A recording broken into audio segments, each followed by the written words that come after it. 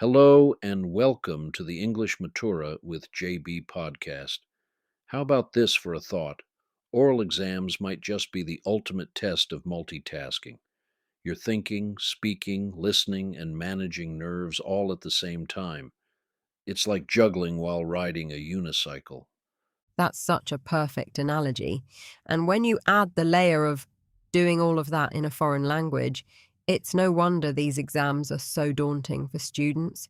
But they're also such a great opportunity to show off what you've learned. Exactly. And today we're diving into the structure of these English oral exams, especially at the intermediate and advanced levels. There's a lot to unpack here, from the warm up questions to the debate tasks, and even some tips that could make a real difference for anyone preparing. Let's start with the intermediate level exam. It's structured into three main parts: the social assignment, the situational task, and the picture description. But before any of that, there's the warm up conversation, which is meant to ease students into the exam. And while the warm up isn't scored, it's still important. It's your first chance to make a good impression. Simple questions like, "How are you today?" or "Did you have to wait long?"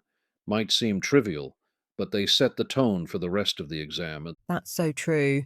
And even though these questions are simple, they're a great opportunity to show confidence and fluency right from the start. A smile and a natural response can go a long way.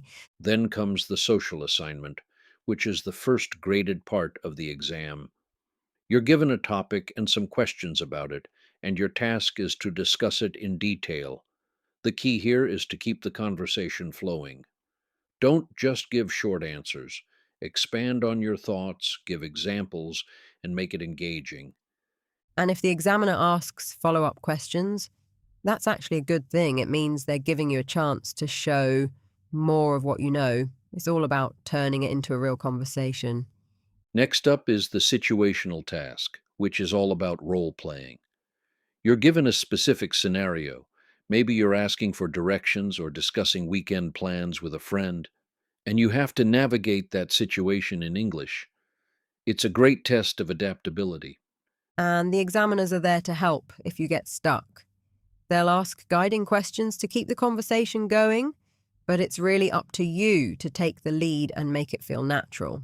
Finally, there is the picture description task, which requires a greater degree of independence. You are presented with visual aids, such as photos, drawings, or graphs, and must describe them, compare and contrast the images, and speculate about the context. While the visuals are always linked by a common theme, such as sports, they typically feature striking contrasts. For example, comparing the structured environment of Olympic sports with the high energy nature of extreme sports. And even if you're not sure what to say, the examiners will help you out with questions. It's not about being perfect. It's about showing that you can express yourself and keep the conversation going. And let's not forget the scoring. You've got a total of 33 points up for grabs, 10 for each of the three main tasks, and 3 for your pronunciation, speaking tempo, and overall fluency. It's a pretty comprehensive way to evaluate your skills. Then there's the advanced level oral exam, which takes things up a notch. First of all, you're in front of a three-person committee, all of whom are English teachers. That alone can make it feel more formal and, let's be honest, more intimidating. Yeah, and the structure is slightly different too. You've still got the warm up and the picture description, but instead of a situational task, there's a debate. You're given a provocative statement, something like, "The sale of tobacco products should be banned," and you have to argue for or against it. And the debate is where things can get really interesting. It's not just about stating your own arguments. You also have to respond to the examiner's counter arguments.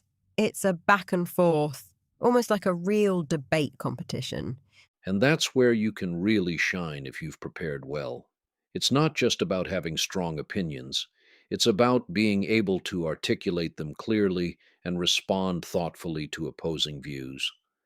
And the scoring for the advanced exam is slightly different too.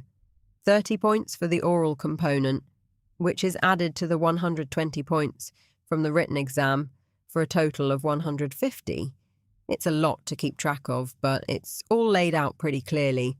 Speaking of preparation, let's talk about those 10 golden rules, or should we call them survival tips? Number one, and this is crucial, if you don't understand a question, ask for clarification. Don't just guess or freeze up. Yes, asking for clarification not only buys you a little extra time to think, but it also shows that you're engaged and proactive, and you're still speaking English, which is the whole point of the exam. Another important tip, don't let unfamiliar topics throw you off. If you really can't talk about something, explain why. Turn it into a conversation. For example, if you're asked about book publishing and you know nothing about it, you could pivot to talking about your favorite books or why you prefer movies. That's such a smart strategy. It keeps the conversation moving and shows that you can think on your feet. And let's not forget the importance of having a small topic specific vocabulary ready to go. Just 15 to 20 keywords for each topic can make a huge difference. Absolutely. And use filler words if you need to buy time. Phrases like, well, actually, or you know, can give you a moment to gather your thoughts.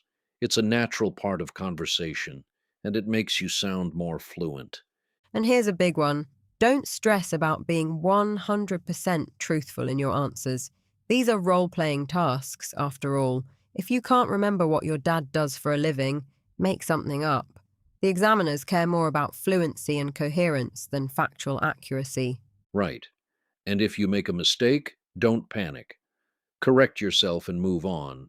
It shows self awareness and a willingness to improve, which are qualities examiners appreciate. And finally, don't cram the night before the exam. Get a good night's sleep, relax, and come in with a clear head. Confidence and a positive attitude are powerful tools for success. If an instructor or examiner asks how you are feeling, avoid saying you are nervous or anxious. Instead, say you are excited. While both emotions are high intensity states, excitement is a positive reframing of that energy. By framing your feelings as excitement, you signal that you are looking forward to the opportunity, positive feedback, and a successful result from your examiner. So, to all the students out there preparing for their oral English exams, remember, it's not about being perfect. It's about showing what you know, staying engaged, and keeping the conversation going. You've got this. Absolutely. Good luck and remember to smile. A little positivity can make a big difference. And that brings us to the end of today's episode. I'm rooting for every one of you. Take care